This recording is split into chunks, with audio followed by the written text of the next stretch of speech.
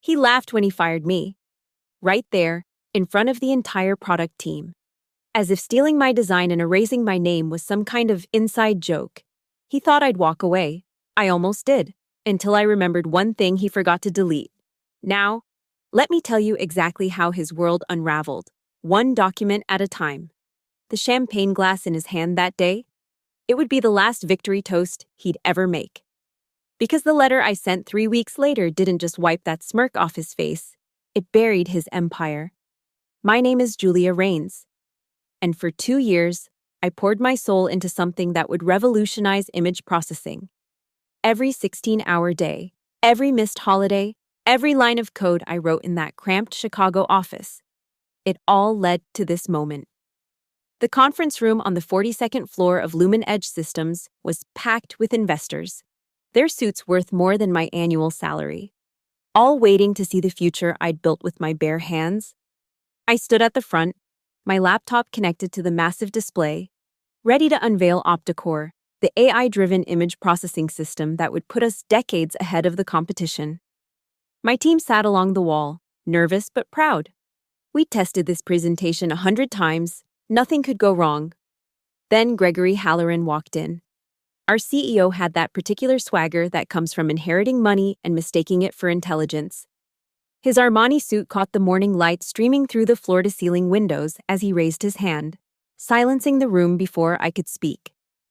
"Before we begin," he announced, his voice carrying that false warmth he'd perfected over years of corporate theater.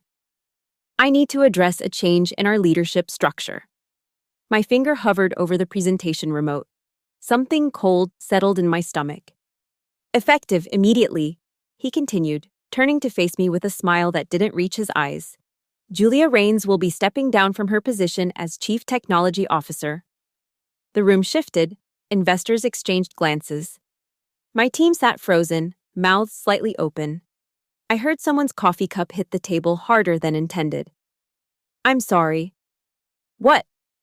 The words came out before I could stop them. Gregory's smile widened. He actually had the audacity to chuckle, a sound like ice cracking under pressure. "Restructuring, Julia, nothing personal. We appreciate your contributions, but the board has decided to take OptiCore in a new direction." 2 years, 730 days of my life encoded in millions of lines that only I fully understood. And he stood there, in front of 43 witnesses, dismantling my career like he was announcing a change in coffee suppliers. "The presentation will continue as scheduled," he said, taking the remote from my frozen hand. "Melissa here will be taking over the technical leadership." He gestured to a blonde woman I'd seen maybe twice in the hallways, someone from marketing who wouldn't know a neural network from a fishing net. The room blurred at the edges. But through my shock, I noticed something crucial. A manila folder on the table in front of our legal counsel. The edge of a document peeked out, and I could just make out the words, "Intellectual Property Transfer Agreement." My signature line was blank. Gregory raised his champagne glass, champagne, at 10 in the morning, for my professional execution. And laughed. Not a nervous laugh or an uncomfortable one, but a genuine, delighted sound that echoed off the glass walls. "Maybe now you'll finally get some sleep, Julia," he said, and the investors joined in with polite, uncertain chuckles. I stood there for a moment that stretched like pulled taffy, my entire professional existence collapsing while Gregory Halloran laughed at the wreckage. My hands weren't shaking. They were perfectly still, the way everything goes still before an earthquake. "I'll need to review some documentation first," I said, my voice surprisingly steady. Gregory's eyebrow twitched, just for a second. "HR will handle all of that." But I'd already seen what I needed to see. That unsigned transfer agreement. The presentation he was about to give about technology he didn't own. The $300 million deal I'd heard whispered about in the break room. He thought he'd won. He thought I'd slink away. Too shocked to fight back. Too smart to risk my reputation in a legal battle with a company this size. He had no idea what he'd just started. The HR office smelled like vanilla air freshener and broken dreams.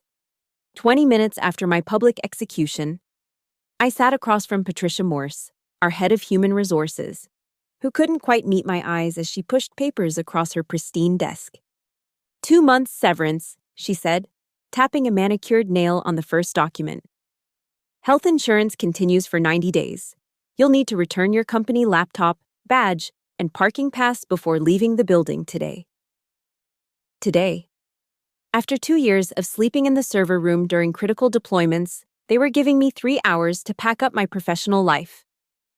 The non-compete clause remains in effect for 18 months, Patricia continued, her voice monotone like she was reading a grocery list. You cannot work for any company in the image processing or AI sector during that time. I stared at the papers.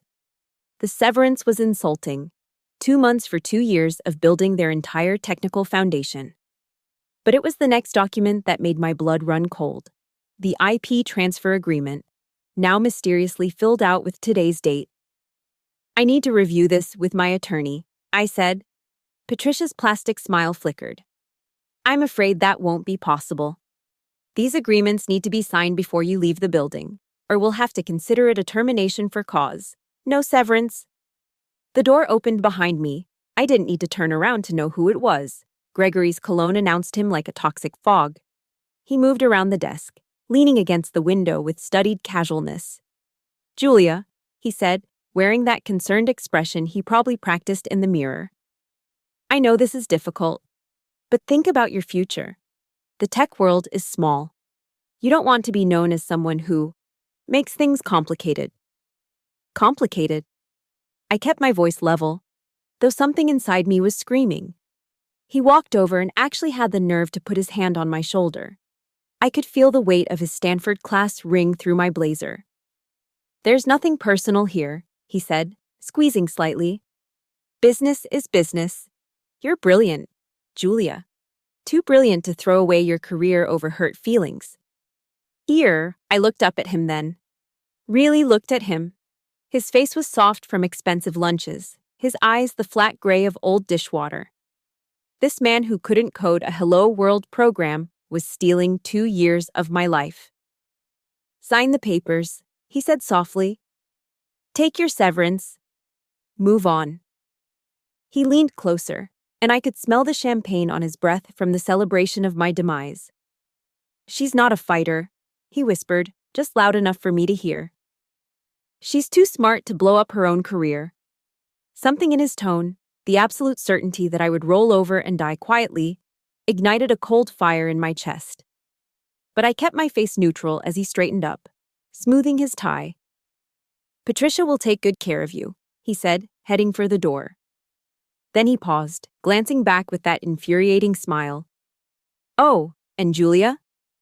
The Opticore presentation went beautifully. The investors are thrilled. We're signing the deal tomorrow morning. The door clicked shut behind him. $300 million. I could see it now, spread across Patricia's desk in the form of a printed email that she quickly covered with another folder. But I'd seen enough.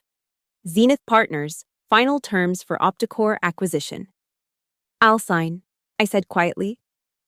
Patricia's relief was palpable. Wonderful. Let me just. After I collect my personal items from my office. She hesitated. Security will accompany you. Of course they will. 20 minutes later, I stood in my office, former office, with a cardboard box and a security guard named Derek, who looked apologetic about the whole situation. I packed slowly, methodically. My diplomas. The award from the International Computing Society. The photo of my team from our first successful deployment, and while Derek checked his phone, I did one more thing. I forwarded myself an email thread from 3 weeks ago, one where Gregory explicitly stated that all Opticore development was Julia's baby, and that the company had no claim to work done on personal time. Personal time. Like the thousands of hours I'd worked from home, on my own equipment, developing the core algorithms that made Opticore possible. As security escorted me through the lobby, past the modern art and the wall of patents, 3 of them mine, I saw Melissa standing by the elevators with an armload of technical manuals she'd clearly never opened. She gave me a sympathetic look that made me want to scream. Instead, I smiled, nodded. walked out of the building with my cardboard box of memories while Gregory Halloran planned to build his empire on technology he didn't own. He was right about one thing. I was too smart to blow up my career. I was smart enough to blow up his instead. My apartment had never felt smaller than it did that night. I sat on my couch, still in my work clothes, staring at the severance papers I'd ultimately refused to sign. The manila envelope lay unopened on my coffee table next to a glass of wine I couldn't bring myself to drink. The call came at 9:47 p.m. "Julia, thank God you're answering." Sarah Hunt's voice carried the particular urgency that only lawyers get when they smell blood in the water. We'd worked together 3 years ago when she was still at Lumen Edge, before she jumped ship to start her own IP practice. "I heard what happened. The whole tech community is buzzing. Bad news travels fast." "Listen to me very carefully," Sarah said, and I could hear papers rustling in the background. "Did you sign anything today? Anything at all?" "No." "Good, don't. I just got off the phone with a friend at Zenith Partners. Gregory's been shopping Opticore as proprietary Lumen Edge technology. He's telling investors that the entire codebase was developed as work for hire." I stood up so fast I knocked over the untouched wine. "That's impossible. I developed the core algorithms at home, on my own time, before I even proposed the project to Lumen Edge." "Do you have proof?"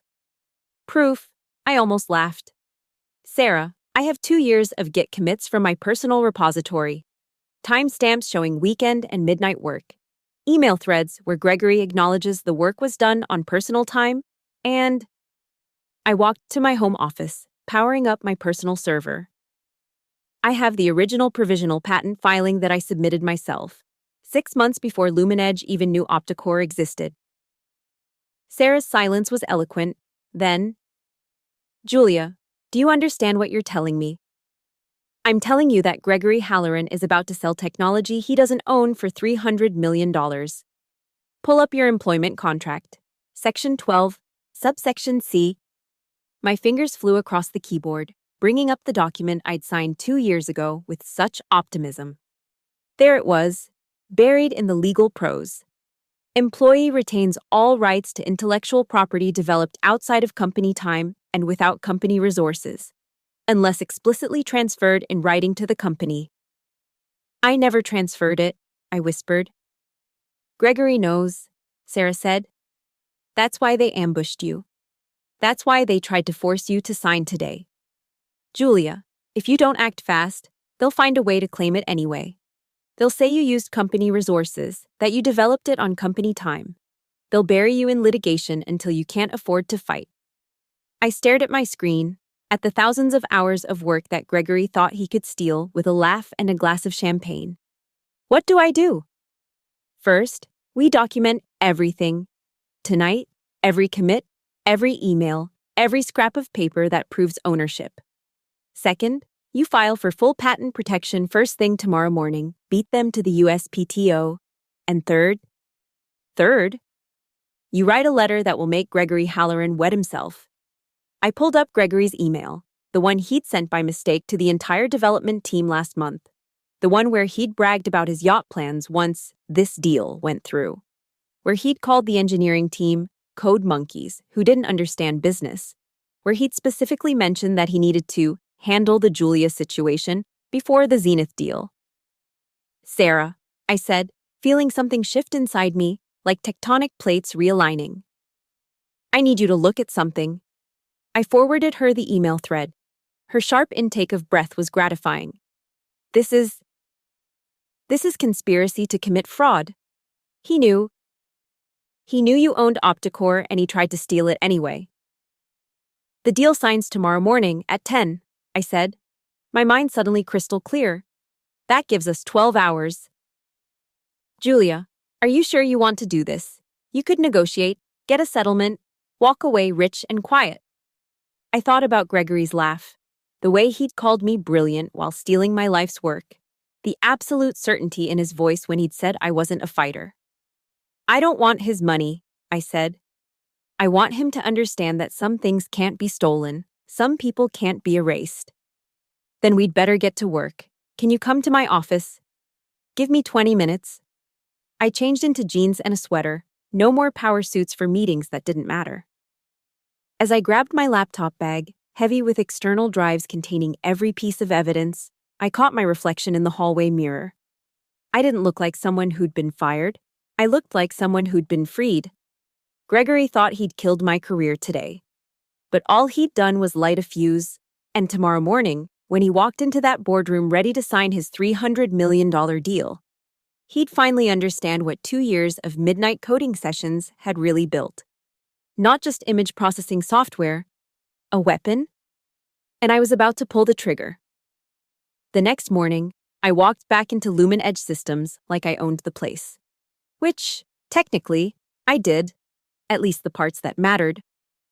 Julia? The security guard, Derek from yesterday, looked confused. I thought you were. I'm here to complete the knowledge transfer, I said smoothly, holding up my old laptop bag.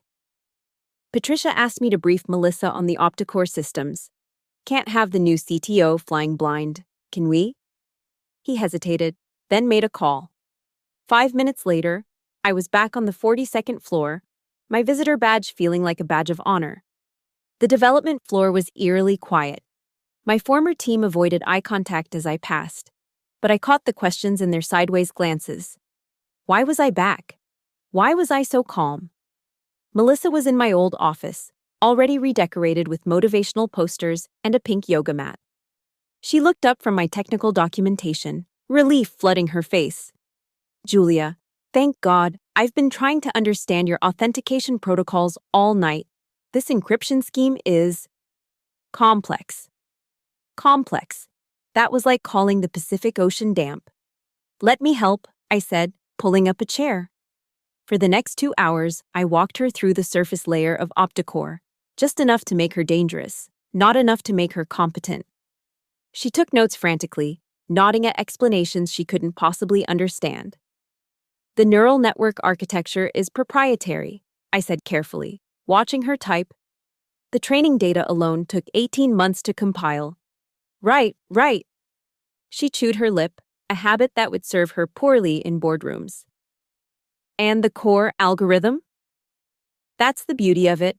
I pulled up a diagram on her screen, one that looked impressive but revealed nothing. It's all modular. Each component works independently. What I didn't tell her was that without the master key, a 2048-bit encryption sequence I'd never documented, those modules were as useful as a car without an engine. Gregory appeared in the doorway at 11 a.m., fresh from his failed morning meeting. His face was still composed, but I could see the stress fractures forming around his eyes. Julia. His voice was carefully neutral. I wasn't expecting to see you here. Just helping with the transition, I said brightly. Wouldn't want Melissa to struggle with my mess. He studied me for a long moment. I kept my expression pleasant, helpful, defeated, everything he expected me to be. That's very professional of you. He stepped into the office, and I noticed his phone buzzing constantly in his pocket. Actually, since you're here, perhaps we could revisit yesterday's paperwork. I'm sure we can come to a more generous arrangement. Oh, that won't be necessary. I stood, gathering my things. I've decided to take some time off. Travel, maybe. Explore new opportunities. New opportunities? His voice sharpened. The non-compete only applies if I signed the severance agreement. I smiled. Which I didn't. His face went through several colors, settling on an unhealthy purple. Julia, be reasonable. I'm being very reasonable. I pulled out my phone, making a show of checking the time. In fact, I need to go. I have a meeting with the USPTO at 2. The patent office? Melissa looked confused. Why would you? Personal project, I said lightly. Something I've been working on for years. Amazing what you can accomplish in your spare time. Gregory's phone rang. He looked at the screen and went pale. I need to take this. As he stepped out, I turned to Melissa one last time. Oh, one more thing. The system runs a validation check every 72 hours. It verifies the license key against the master registry. Master registry? She flipped through her notes frantically. I don't have anything about that. Don't worry. I patted her shoulder. I'm sure Gregory has all the documentation.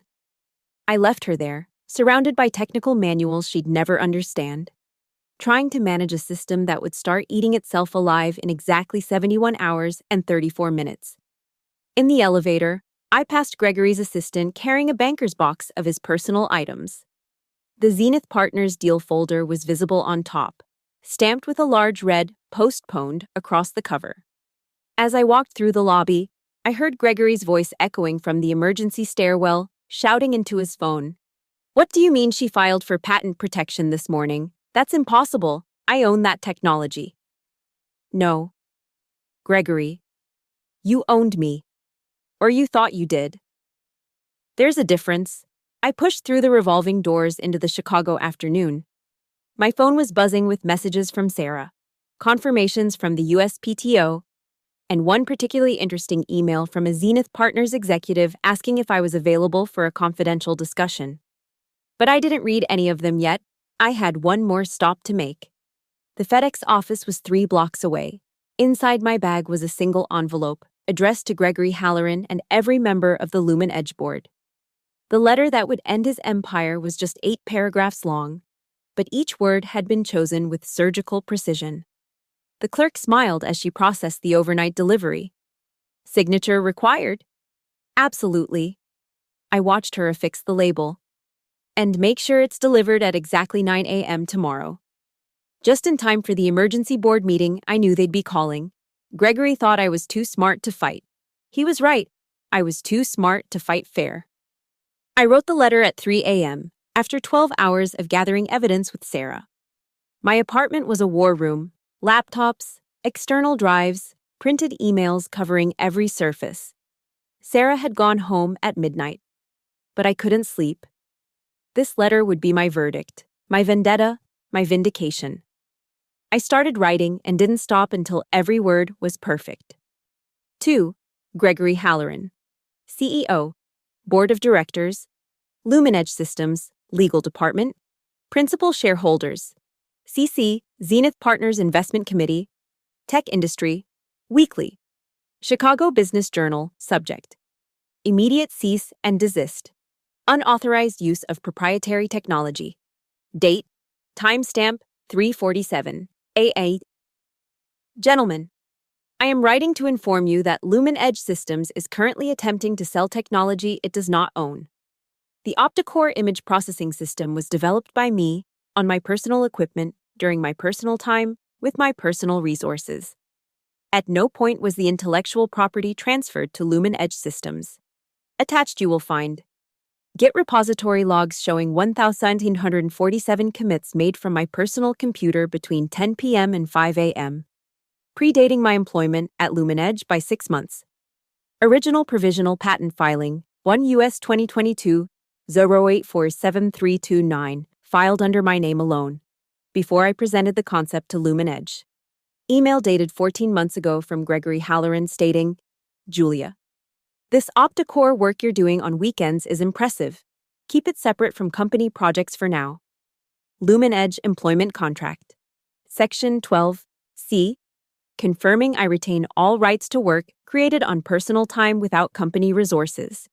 Email thread from last month where Mr. Halloran discusses handling the Julia situation before the Zenith acquisition, demonstrating prior knowledge of my ownership. As of 9 a.m. this morning, I've filed for full patent protection with the USPTO. Any attempt to demonstrate, sell, license, or implement OptiCore technology constitutes patent infringement and theft of intellectual property. Furthermore, the OptiCore system contains proprietary security protocols that will trigger a complete system lockdown in 48 hours without proper authentication from the registered owner, myself. This is not a threat, but a built-in security feature to prevent unauthorized access to my intellectual property. I am not seeking financial compensation at this time. I am simply asserting my legal rights as the sole owner and creator of OptiCore. However, should Lumen Edge proceed with any transaction involving my technology, I will pursue all available legal remedies, including but not limited to federal charges for wire fraud, SEC violations for misrepresenting assets to investors, personal liability claims against executives who knowingly participated in IP theft, immediate injunction preventing any use of opticore technology. Mr. Halloran laughed when he terminated my employment, believing I would not defend my work. He was mistaken. Some things are worth more than a comfortable exit. Integrity, for instance, justice. And the 2 years of my life encoded in every line of opticore. Do not proceed with tomorrow's transaction. Do not demonstrate my technology. Do not use my work to build your empire, or face the consequences in court. I have retained Sarah Hunt of Hunt Intellectual Property Law. All future communications should go through her office. Time remaining until system lockdown, 47 hours, 12 minutes. Regards, Julia Rains, creator and sole owner. Opticore Technology, USPTO, patent pending. US 2024 0923847. P.S. Mr. Halloran. That yacht will have to wait. I attached everything, every document, every email, every piece of evidence that would make their legal department weep. The letter was precise, professional, and absolutely devastating. Sarah called at 7 a.m., having received her copy. Julia, this is a nuclear weapon. Good. The PS about the yacht is a nice touch. He shouldn't have sent that email to the entire dev team. The system lockdown, is that real? I smiled, though she couldn't see it. Every word is true.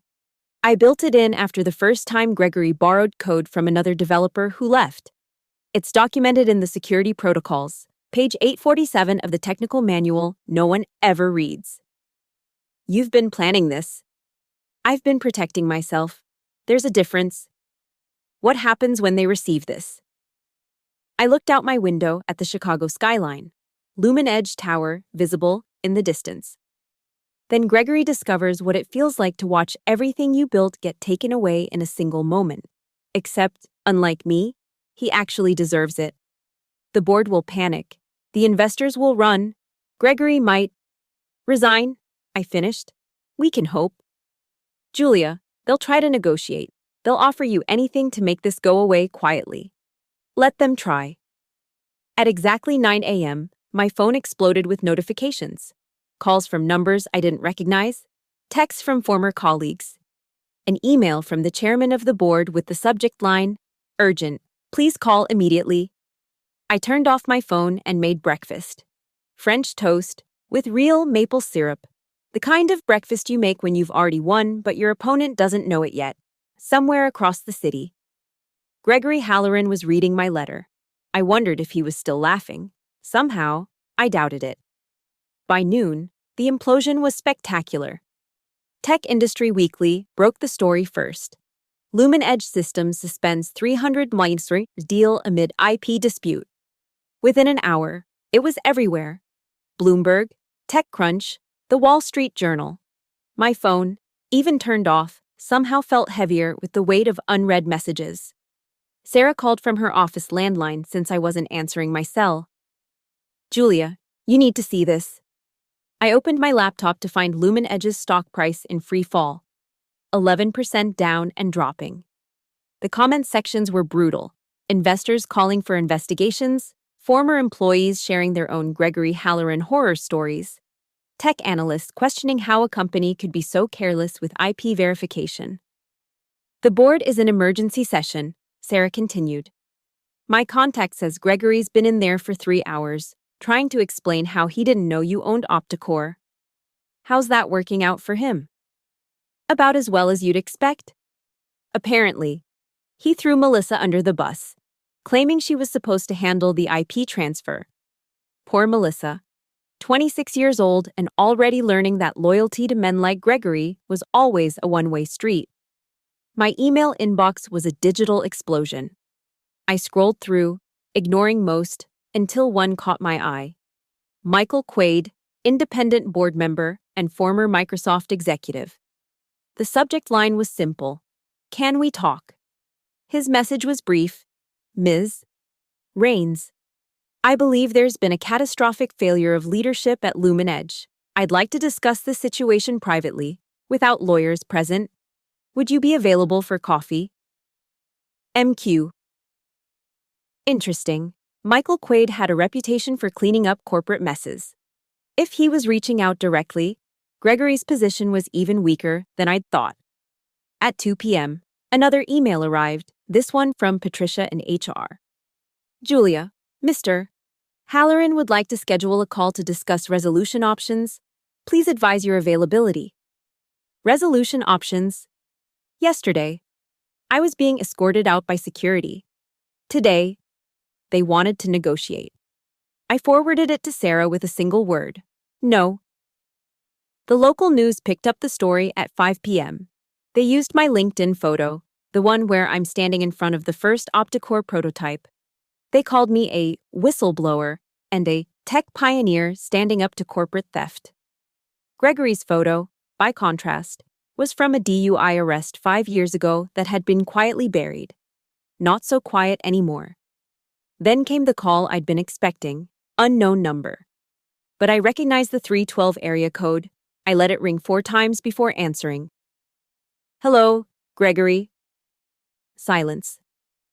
Then, a shaky breath. When he spoke, his voice was stripped of its usual arrogance. Julia, how's your day going? You know exactly how it's going. The words came out tight, controlled. He was trying so hard not to explode.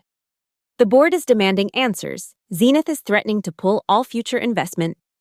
Our stock is reflecting your company's true value without my technology. Your technology? There it was, a flash of the old Gregory. You developed it while working for us. On my own time, with my own equipment, which you acknowledged in writing. I pulled up the email on my screen, reading his own words back to him. Keep it separate from company projects for now. Remember writing that, Gregory? Silence again. What do you want? He finally asked. Nothing. Everyone wants something. Money, your job back, a promotion, name it. I want you to understand something, Gregory. I stood up, walking to my window, looking out at the city where he thought he ruled. When you laughed at me yesterday, in front of everyone, while stealing my work, you thought I was powerless. You thought I'd crawl away and disappear. Julia, I'm not finished. You said I was too smart to blow up my career. You were wrong. I'm too smart to let you steal what's mine. And now, in about 29 hours, Opticore will lock itself down. Permanently. Your new CTO doesn't have the master key. Your team doesn't understand the architecture. Your $300 million deal is dead. You're destroying the company. No, Gregory. I'm taking back what's mine. You're destroying the company by trying to sell something you never owned. We'll sue you into the ground. With what grounds? I have the patents. I have the documentation. I have your own emails admitting I own the technology. You have nothing but a system you can't run and investors who no longer trust you.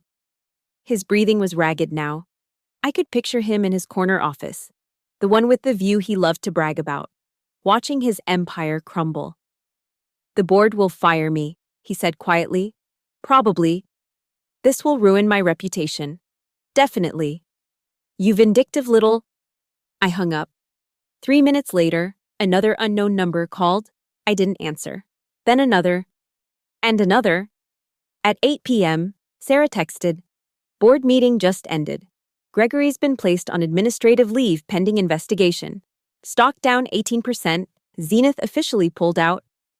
I opened a bottle of wine, the good stuff I'd been saving for a special occasion. As I poured a glass, my phone buzzed with one final message of the day. Michael Quaid. Ms. Rains, the board has accepted Gregory Halloran's resignation, effective immediately. We'd like to discuss acquiring Opticore properly, with you maintaining majority ownership and creative control. Please consider this a formal invitation to build your technology the right way, with the respect you deserve. I took a sip of wine and smiled. Gregory's laugh had echoed through that conference room just 36 hours ago. I wondered if he remembered what it sounded like. I wondered if he'd ever laugh like that again. The call came at 10 p.m., after I'd ignored 17 attempts from various Lumen Edge numbers. This time, Gregory used his personal cell. I recognized it from the old days when we'd actually worked together instead of against each other. I let it ring twice before answering. Gregory. Please. The word came out broken. Just. Please. Gone was the CEO who'd laughed at my termination. This was a desperate man watching everything disappear. The board gave me 12 hours to fix this, he said. If I can't restore OptiCore access, I'm not just fired, they're pursuing criminal charges. Wire fraud, securities violation, conspiracy to commit IP theft. Sounds like you should call your lawyer. I'm calling you. His voice cracked. Julia, I'm begging you. I'll give you anything. 50% of the company. 70. Hell, take it all. I don't want your company. Then what? Tell me what you want. I set down my wine glass, considering. I want you to understand what you did. I understand. I tried to steal your work. I was wrong. No. I cut him off.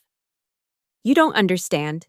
You stood in that conference room and laughed while you destroyed 2 years of my life. You tried to erase me, Gregory, like I was nothing, like I never existed. Silence stretched between us. Do you know what the worst part was? I continued. It wasn't the firing. It wasn't even the theft. It was how certain you were that I wouldn't fight back. You whispered it to Patricia. She's not a fighter. You were so sure I'd disappear quietly. I was wrong. Yes, you were. I pulled up the master key on my screen, 2048 bits of code that could save his career. But here's what you still don't understand. OptiCore isn't just software. Every line of code contains hundreds of micro-decisions only I comprehend. Even with the master key, without me, it's worthless. Then come back. Name your terms. My terms? I laughed, not like he had laughed at me, but something darker. Let me tell you my terms. Tomorrow morning, you'll hold a press conference. You'll admit to attempting to steal my intellectual property. You'll publicly acknowledge that I am the sole creator of OptiCore. And you'll announce your resignation. That's career suicide. That's accountability. The board will do exactly that if they want OptiCore to function again. You have 8 hours until the system locks permanently. Not we need to restore access locked.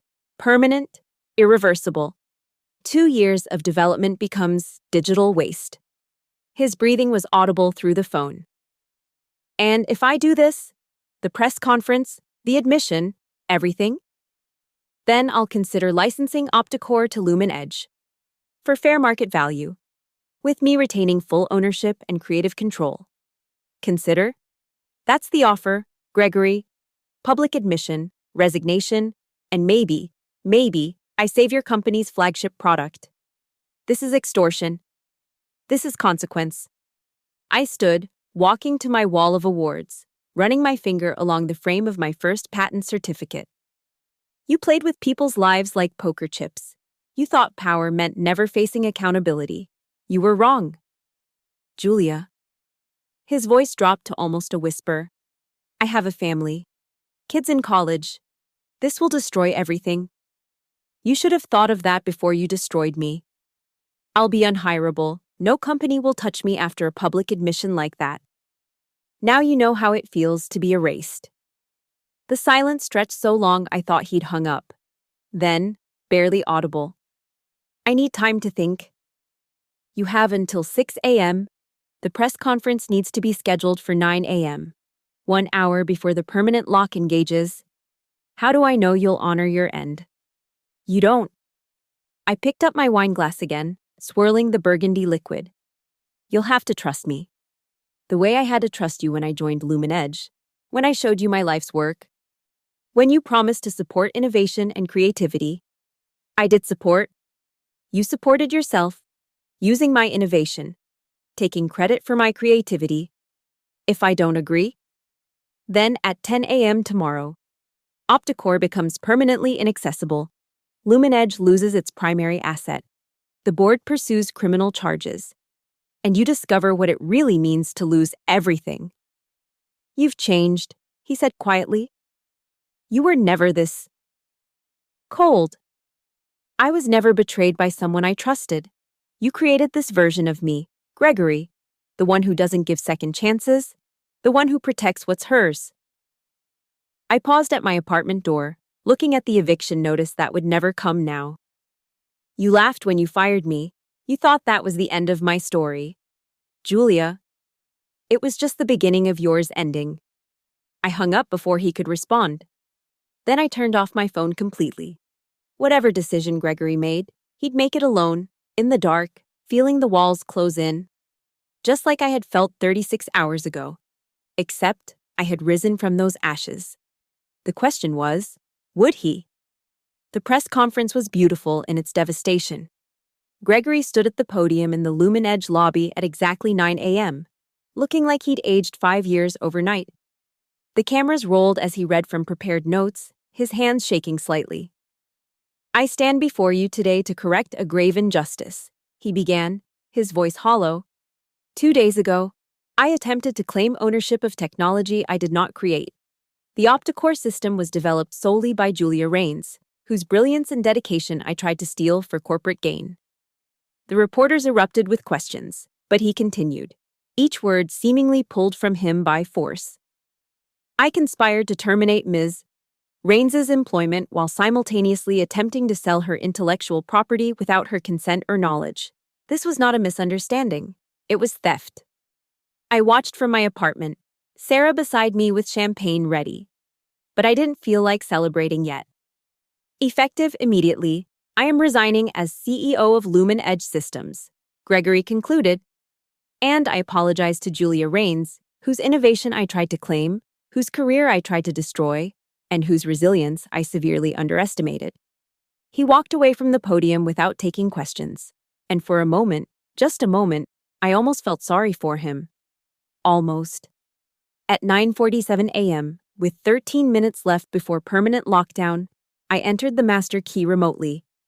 OptiCore hummed back to life across Lumen Edge's servers.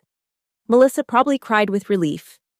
By noon, Michael Quaid was in my living room with a contract that made my hands shake. Not employment, a licensing agreement. Lumen Edge would pay $40 million upfront for 5 years of OptiCore use. With me retaining all patents and ownership, I would consult at $5,000 per day on my own schedule. But the sweetest term wasn't the money. It was the requirement that every OptiCore screen would display. Created by Julia Rains on Startup. This is generous, Sarah said, reviewing the terms. It's what she deserved from the beginning. Michael replied, plus, we're hoping she'll develop OptiCore 2.0. I signed. Not because I needed Lumen Edge, but because my team, the engineers who'd supported me, deserved to see the project completed properly. 3 weeks later, I incorporated Rains Innovation Systems. Nova Halo Ventures provided $10 million in seed funding for me to build my own company, with a corner office overlooking the Chicago River. The view was better than Gregory's had ever been. I hired 6 engineers from Lumen Edge, the ones who'd believed in OptiCore from the start. Melissa wasn't among them, but I heard she'd returned to marketing, probably relieved. Gregory Halloran disappeared from the tech world entirely. Last I heard, he was teaching business ethics at a community college in Iowa. The irony wasn't lost on anyone, but the moment that mattered most came 2 months after everything ended. I was setting up my new office when a delivery arrived, a single champagne bottle with a note. You were right. Some things can't be stolen. Some people can't be erased. G.H. I didn't drink it. Instead, I placed it on my bookshelf between my patents and my termination letter, both framed in matching gold. A reminder that sometimes the worst moments of our lives are just preparing us for the best ones. People ask me if I regret destroying Gregory's career so thoroughly. If I could have been more merciful. I tell them this: mercy is for those who make mistakes. What Gregory did wasn't a mistake. It was a choice. He chose to laugh while stealing my life's work. He chose to believe I wouldn't fight back. He chose wrong. Now, when I look out from my office at the Chicago skyline, I sometimes think about that conference room where he laughed at my destruction. The memory doesn't hurt anymore, It motivates me. Because I learned something valuable from Gregory Halloran's betrayal. They can fire you. They can humiliate you. They can try to steal everything you've built. But they can only erase you if you let them. And I was never going to let them. The letter I sent didn't just extinguish Gregory's smile. It ignited my empire, built not on theft or betrayal, but on the unshakable foundation of owning what you create and fighting for what you deserve. He laughed when I was fired. I laughed last. And in business, as in life, that's the only laugh that matters. Thank you so much for listening to this story of betrayal and ultimate justice. I'm curious. Where are you listening to this story right now? Are you driving to work, relaxing at home, or perhaps taking a break during your day? Please share in the comments below. I love connecting with listeners from around the world. If this story resonated with you, please subscribe to the channel and share your thoughts. What would you have done in Julia's position? Let's discuss in the comments.